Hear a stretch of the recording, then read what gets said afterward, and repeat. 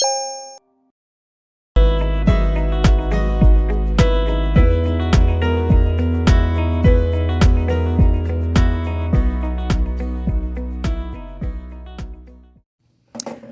I'm here for another video. Excuse the noise. I do the best I can. So try to drown out the extra noises. And I'm not really a big fan of editing videos because they take so long. So I'm going to jump right into it.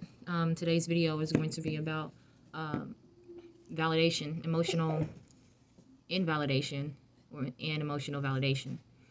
I hate it when I'm saying So, what is emotional invalidation?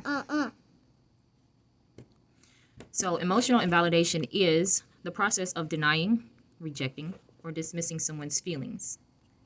Invalidation sends the message that a person's subjective emotional experience is inaccurate, insignificant, and or unacceptable. Emotional invalidation is also another form of emotional abuse. And there's actually a lot of times some people don't know that they are invalidating another person's, thoughts, emotions, and feelings. And some people do know, and that is like by a form of like control or manipulation. So let's talk about validation. Validation doesn't necessarily mean that we may agree with another person's subjective reality, but it's just allowing that person's thoughts, feelings, emotions to exist.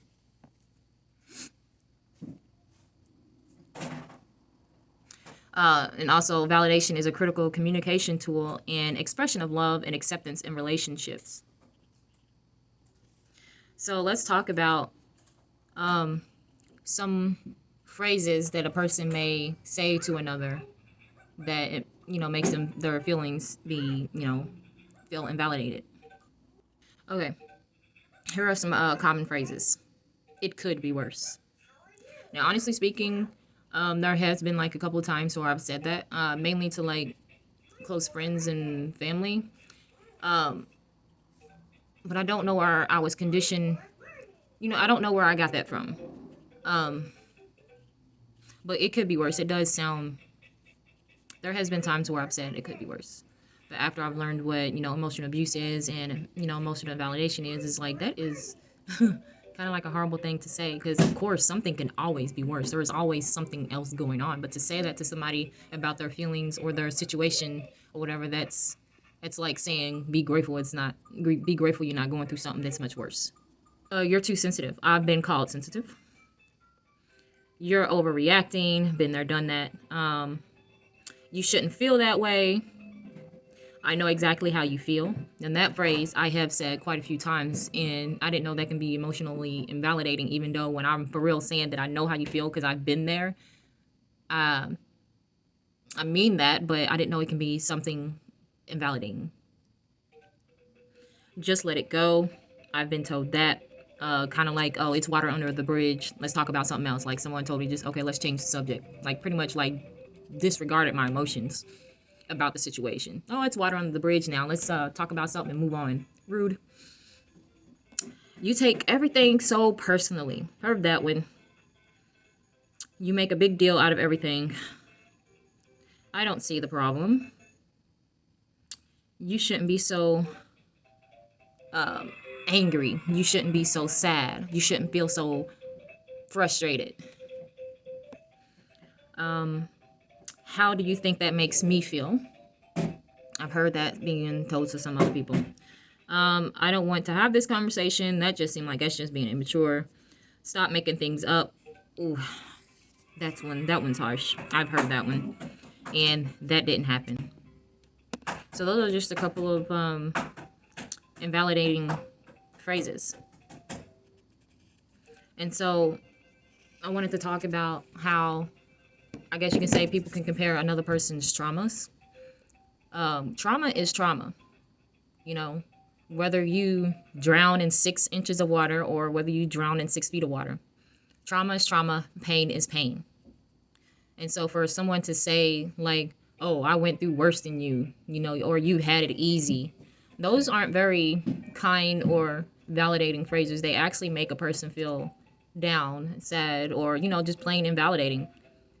But I see that a lot, where a lot of people like to compare what other people go through, like, oh, I've been through worse, or there's countries who's, don't have this, don't do that. It's very invalidating. Instead of just taking something for what it is, you know, people just need to learn to, I guess you can say, empathize with other people and what they go through, no matter the degree or the severity of it. Trauma is trauma, pain is pain. And I've been through several cases where I'm pretty sure everybody on this planet has gone through some emotional invalidations by one or two people, maybe even more people, but I'm pretty sure everybody has had to go through that. But what we can talk about is some other phrases you can use instead of the invalidating ones. Like, here's a couple examples. Instead of saying it could have been worse, you can say, I am sorry that happened. Right there, that is kind of like showing empathy right there. I'm sorry that happened. That's like saying, I'm listening to you. I'm here for you. Another phrase it says, that doesn't sound so bad. Instead of saying that, you can say, that must have been really hard for you. You'll get over it. Instead of saying that, you can say, I care about you. What can I do to help? I think that's kind of like, of course, this too shall pass, or you'll get over it. Of course. But saying something like that is just so invalidating, and I think it's rude. So you can say something like, I care about you. What can I do to help you? Instead of saying, I don't want to hear it, you can say, I am here for you.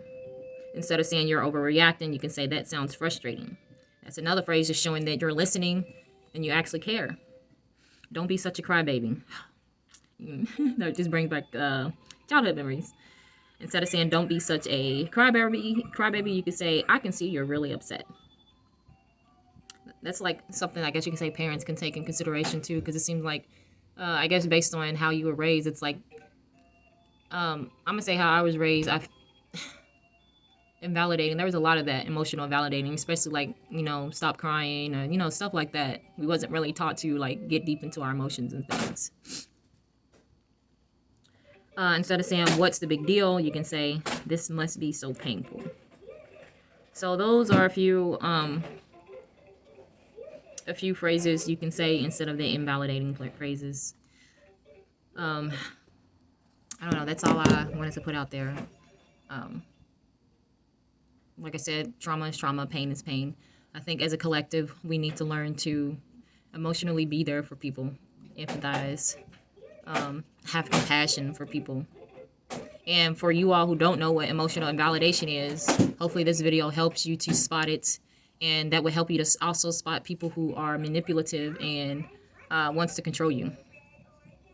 It's really helpful. And sometimes you just have to go through it. Not all the time, but with me, it took me a while to figure out when I was being manipulated by someone. But